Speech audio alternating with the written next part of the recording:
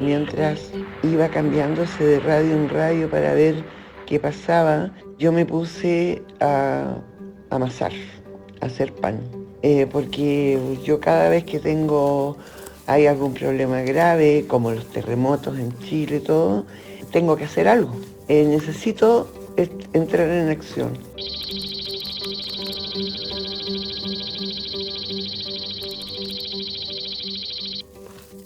Bueno, y me puse a amasar pan y a dejarlo que se fermentara, pero a las 10 de la mañana nos dijeron que teníamos que salir de casa.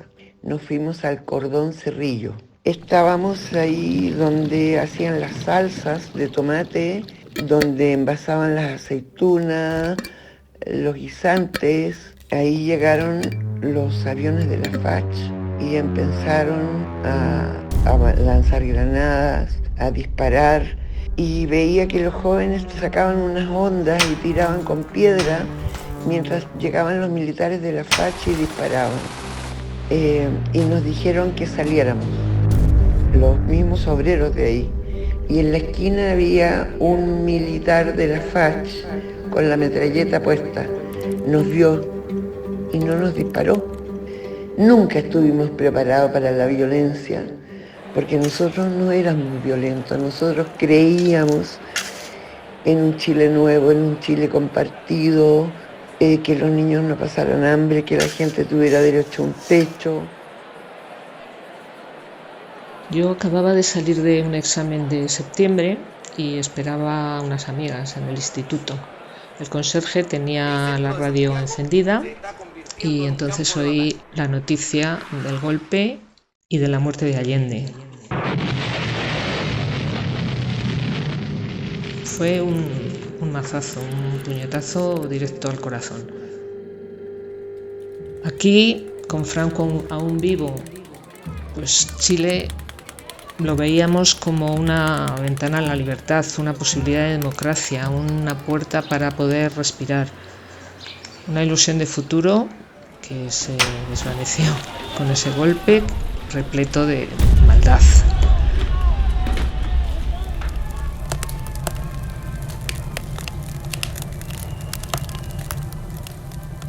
Recuerdo perfectamente las imágenes y recuerdo también la preocupación de mi padre.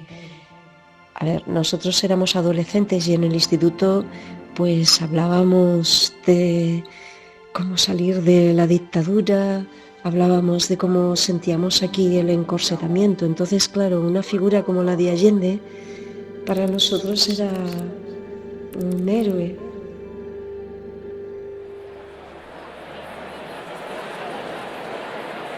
Sí es verdad que pensé muchísimo en los jóvenes chilenos y en el futuro de Chile.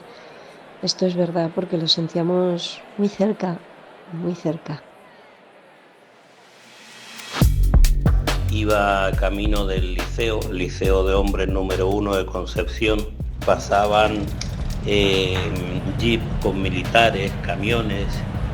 Cuando llegué al colegio, pues ya había el rumor y la noticia cierta, según pasaban las horas, que se fue confirmando que había un golpe de Estado, que los militares estaban bombardeando el Palacio de la Moneda.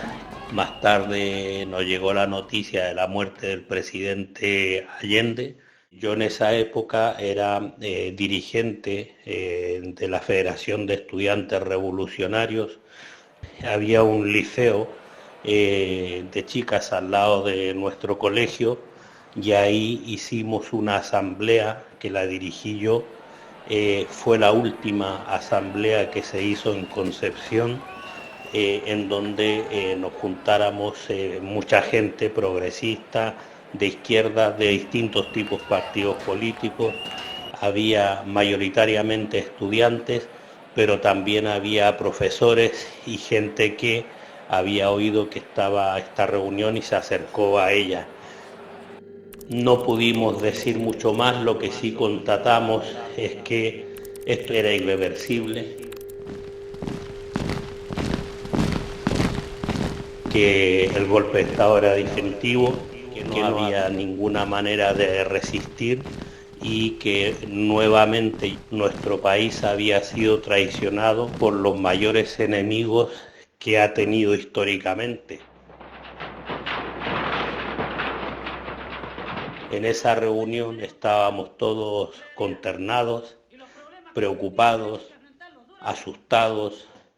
Nos despedimos deseándonos suerte para todos y vimos cómo llegaban los militares precisamente a donde estábamos nosotros 10 minutos después de habernos ido.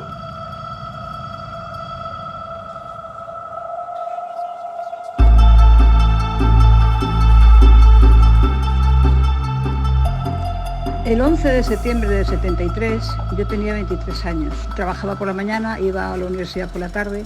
En la Universidad Autónoma es en el único sitio que yo recuerdo que hubo repercusión.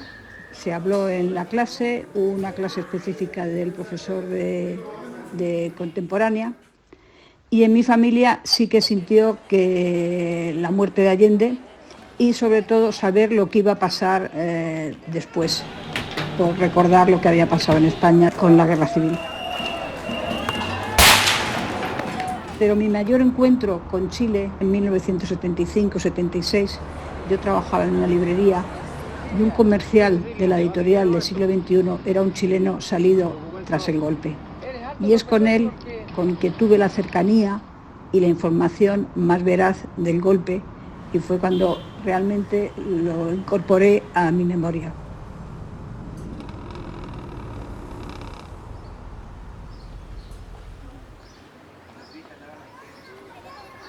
Yo recuerdo estar en el colegio y que nos avisaron que teníamos que irnos a casa. Yo no me enteraba nada de lo que estaba pasando, solo veía a la directora del colegio que lloraba porque la situación iba a cambiar. Después supe que su marido había sido un detenido desaparecido. Mi madre también se deprimió de la situación que había pasado y después ya, cuando supo lo de Víctor Jara, ya era como suficiente.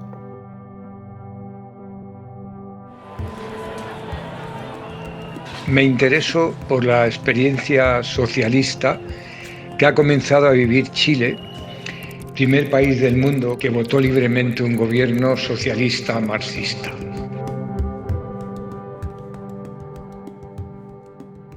A principios de ese año llego a Chile y me incorporo en ISPAJ, un instituto especializado en formación de dirigentes juveniles. Ahí también conozco a Carmen, mi compañera de toda la vida.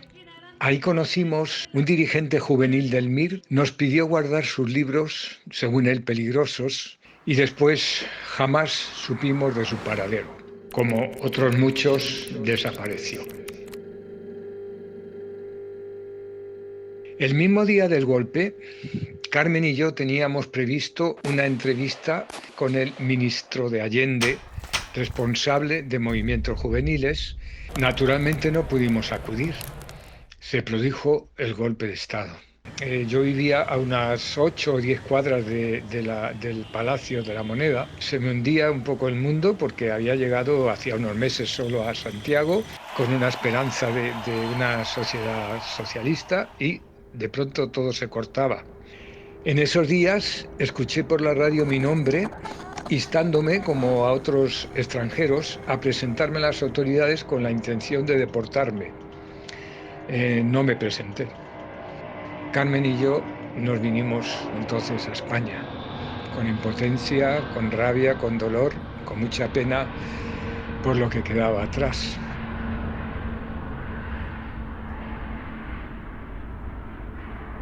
Seis, 7 de la mañana en un rincón muy remoto del sur de Chile. Estaba empezando el día, era un día gris, como siempre en el sur de Chile, y tenía que tomar un bus hacia la capital de la provincia, que es Valdivia. No tenía ni idea de lo que estaba sucediendo porque no teníamos ni radio, ni teléfono, ni nada, o sea, era el aislamiento total. Ya en el bus la gente estaba inquieta y a lo largo del camino fuimos viendo militares y militares y militares. Al llegar a Valdivia ya la presencia militar era absoluta. Y cuando ya llega a la casa de mi familia, las cosas se precipitaron. Ya se supo del bombardeo de La Moneda, que fue terrible, que eso fue impactante, y por supuesto la muerte de Salvador Allende, efectivamente estaba pasando algo que iba a cambiar la vida de todos nosotros.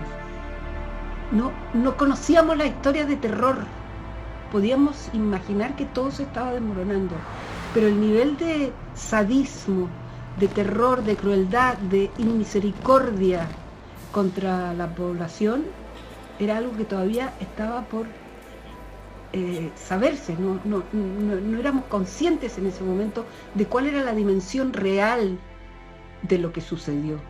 Estábamos viviendo el momento, el shock, pero lo que vino después, cuando empezamos a saber, y por supuesto, o sea, que quiero decir que en la primera estancia de mi madre en la cárcel de Valdivia, ella salió pesando 39 kilos y no nos reconocía, después de la salvaje tortura que tuvo que sobrevivir. Se destruyó todo, la familia quedó completamente destruida. Unos partieron para un lado, otros para otro, otros a la cárcel, otros al silencio, porque evidentemente alrededor de todo esto siempre ha habido mucho silencio. Nos convertimos en una familia apestados. Cualquiera que tuviera relación con nosotros podía ser señalado. O sea, yo recuerdo a los vecinos de toda la vida señalándole a los militares nuestra casa diciendo, ahí viven esos, los comunistas.